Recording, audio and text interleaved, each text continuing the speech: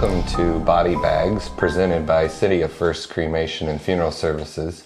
My name is Jeremy Geiger. I'm one of the co-owners, and this is my business partner, Kimberly Rose. Today I want to talk to you all about cremation. I know we've kind of touched on the topic before in the past, but I want to kind of go into some other caveats of cremation. So in our state of Indiana, what we are always accustomed to is flame cremation. That's what we perform here at City of First. It is using either LP or propane gas. There are a few biofuel conversions to be able to perform these cremations, but our legislative and government have not enabled us to explore these other types of cremation that are out there. These cremations may be viewed more as economic friendly and less of an impact on our environment. Not that flame cremation is creating large amounts of pollution, but some people feel that maybe there is still pollution being put out there and there's other ways to handle it. So outside of our flame cremation, we have things called alkaline hydrolysis, aqua cremation, or biocremation. These forms of cremation use different types of natural chemicals such as lye, potassium. What we're trying to do is create an environment in a container where it is warm, there's water that's been added, and with the capsule being sealed, it's kind of like an iron lung contraption, so a long cylindrical tube with a tray that slides out that the body's placed into. They add these chemicals, the lye or potassium, and then they seal it up and they add the water and heat to it, and it becomes like a pressure cooker. That lye and potassium creates that alkaline environment to break down the tissues of the body and leave us nothing but the bones behind. After they've brought out of that process, then they put them in a dehydrator. Sometimes it's an actual heat dehydrator. Other times it may be a cold dehydrator, like some type of a freezer unit to extract as much moisture out of the bone since it's been in a wet environment. They go through a very similar process of the pulverization as we do to create what we would consider as ash or cremated remains. So those are some different forms of cremation that we currently see in the United States. There's other cultures that view cremation in a different way than we do. Sometimes we choose cremation for the reason of expense, or maybe you're space conscious. You feel that our cemeteries are going to fill up or something like that. Other cultures use the cremation as its true passage into their afterlife. Some of the Indian cultures, they do pyres that are down by the river. They'll take their loved ones to these ceremonial grounds and they build a fire around them, and it's a true ceremonial process. What we consider as a funeral service is their ceremony of saying their goodbye to their loved one, and they build this fire and they tend to it for most of the day while that cremation's going on. I've got to see some of those things. If you dig into YouTube on some of these little things that I bring up, such as these pyres, and in another episode we're going to talk about burials. I'll mention some different forms of burials and some other cultures that are extremely unique, but explore that. It's pretty interesting. I couldn't imagine being a family member experiencing that with them, because we do experience the cremation here, but it's through a sight hole that we can see. Yes, we can open up the door and experience the heat, and we can see that breakdown of the tissue, but to have to actively work that fire, continually repositioning your loved one, making sure that tissue does get incinerated to the point where you can have the bones. They're not using mechanical means to pulverize these bones, so they're letting that fire cool back down, and then they're going in after the bones and they're breaking them up by hand with stones in a bowl. I have a question. Yeah. So would that be kind of like a Viking funeral? It's similar to a Viking funeral. When we think, or at least on my thoughts of Viking funerals, that would be where the person would be laid into their vessel.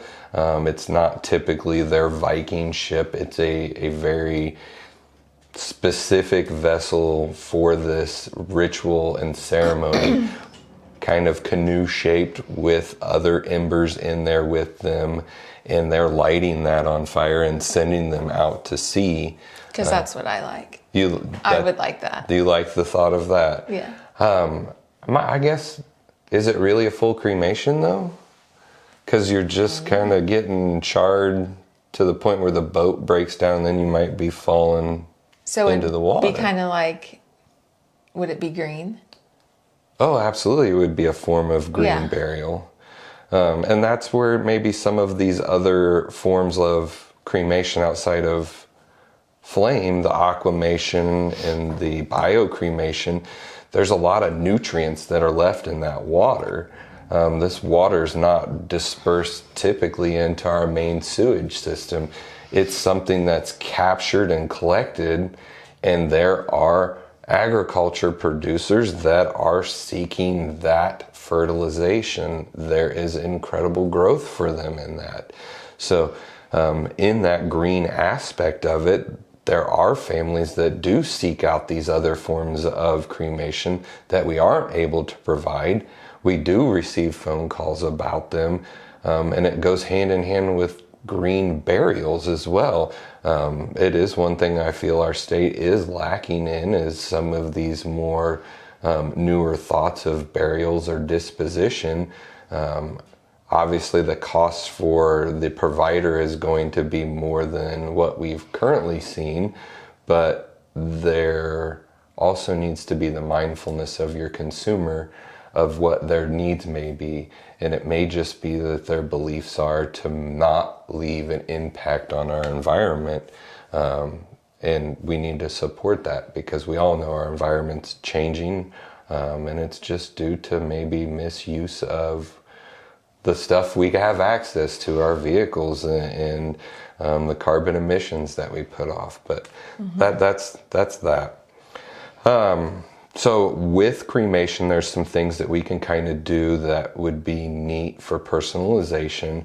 We've talked about the art glass, the parting stones, but then there's things that we can do with these cremated remains, such as scattering them. We can do that in a different form that you may not be familiar with, and one of those would be using a sand dollar biodegradable urn. So your cremation would take place, and it wouldn't matter if that cremation was flame or, in a green sense of it, being a alkaline hydrolysis cremation. The bones would be pulverized and they'd be placed into this urn, which is a sand dollar. There's a biodegradable plastic bag, so we can put the cremated remains in, and you don't have to worry about them falling out immediately.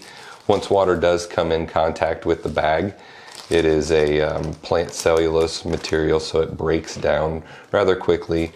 And the urn is made of glue and paper, so once the water gets in contact, it does dissolve right down into that natural water environment. Another neat idea that kind of goes with the water side of burial on cremation would be something that Kim had some pretty good experiences learning about, and even maybe facilitating some arrangements for families to be able to use. That's called the Neptune Memorial Reef, and that's down in Miami, right off Biscayne Bay. So it's an underwater mausoleum. It is for us fellow beach lovers, those that like to be in the underwater world, the sea. So essentially you are cremated, you send your cremated remains to this company, and they can form seashells, sand dollars, a few other things, larger things like a lion or a mermaid. And then they scuba dive down, and then they place you in this underwater mausoleum it's huge. It is so huge. And it's like the size of, it looks like Atlantis. That's what they're trying to mimic. Yeah. It's just beautiful. And then it becomes a natural reef, and there's all this underwater life, and it's just beautiful. And you can put a plaque under there with your name. I think one thing that I kind of picked up on that I thought was neat, that it wasn't just maybe, hey, I've made this choice and I'm trusting that they went out there and did this. You have the opportunity to go along that boat ride. Yes, you can charter the boat. You can go under with them. You can scuba dive down there to watch them do the deployment.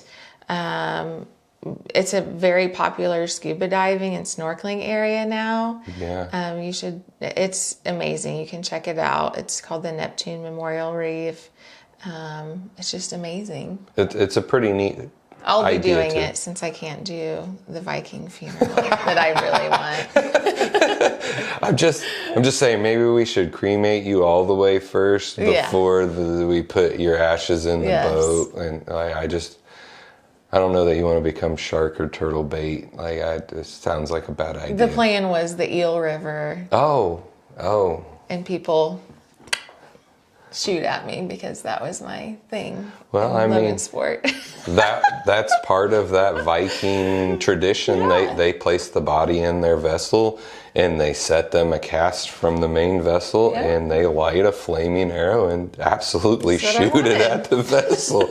So those are some different thoughts and ideas towards cremation.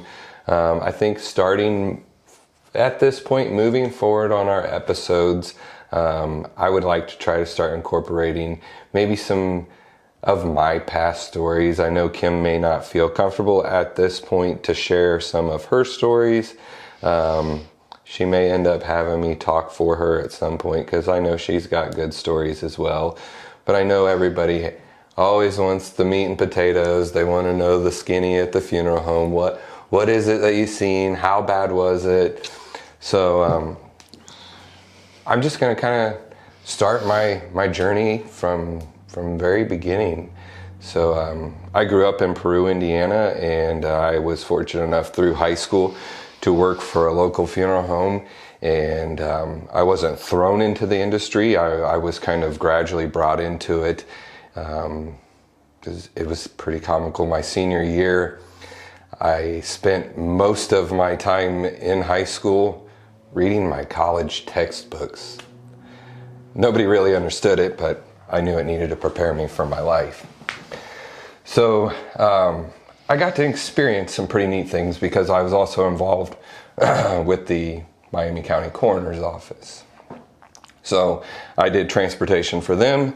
I worked also at the funeral home, facilitating whatever needs they had, whether it was maintaining the grounds or making removals, helping with the embalmings, visitations and funerals and stuff like that.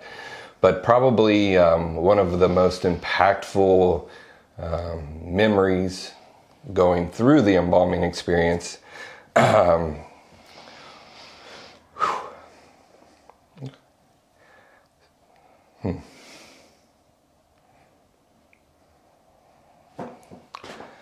So State Road 24 going towards Wabash. If you take Old 24 is where I'm specifically speaking. It's not a very good road to drive in the winter. It's pretty dangerous.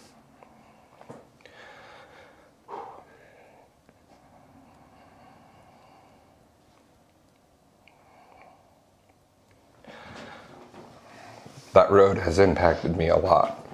I've lost several friends on that road.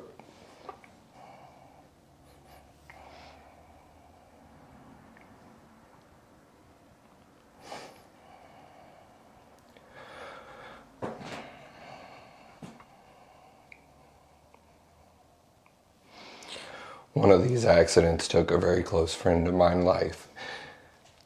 It made an impact. Through the winter, I always made sure that I stayed off that road. And I always told my friends the same thing because I knew it wasn't safe. Well, here it is. It's gone probably 3 years of working at the funeral home. And I get a phone call from my boss, and it's, hey, we need to meet at the funeral home.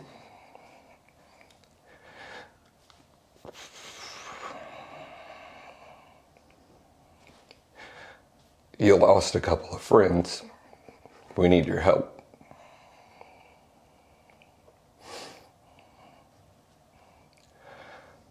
I will never forget going to the scene and seeing the horrific accident. I felt so heartbroken for those families. It wasn't fair, but they didn't know either. Most people in Miami County, they don't take too much warning to that old 24. So these two girls lost their life that evening going into a ravine of about 30 feet and were ejected from the car. Once we got them back to the funeral home, and I could actually see their faces, see how mutilated their body had been because of the impact. Those thoughts, those images, they seen it coming. And it was heartbreaking to know that they were in fear of their life as it came to such a tragic end. Their hand, the driver's hands, were still in the shape of holding the steering wheel. The girl's face had the fear of impact. They could see the tree that they were getting ready to hit. We could never get that to go away.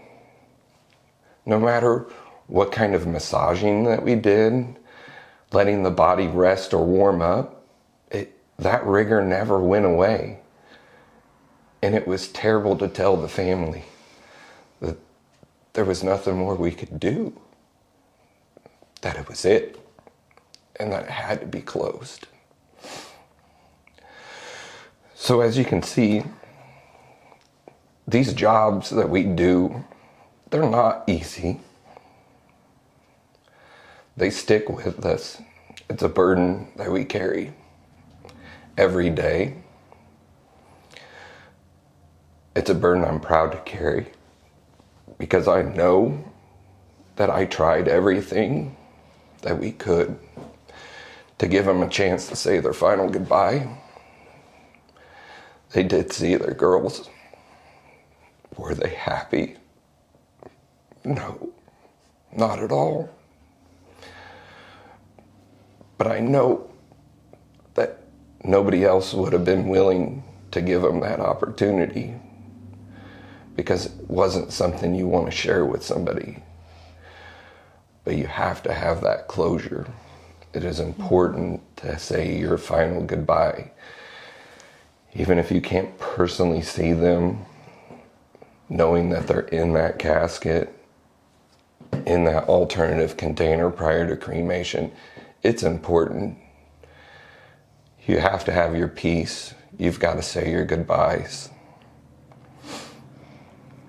Mm-hmm. But as these experiences continue on, some of them were more impactful than others.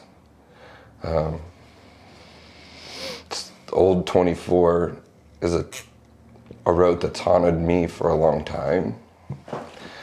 Probably wasn't my best story to start with, but I think it's important that you see as well that we have emotions as much as you do invested in this.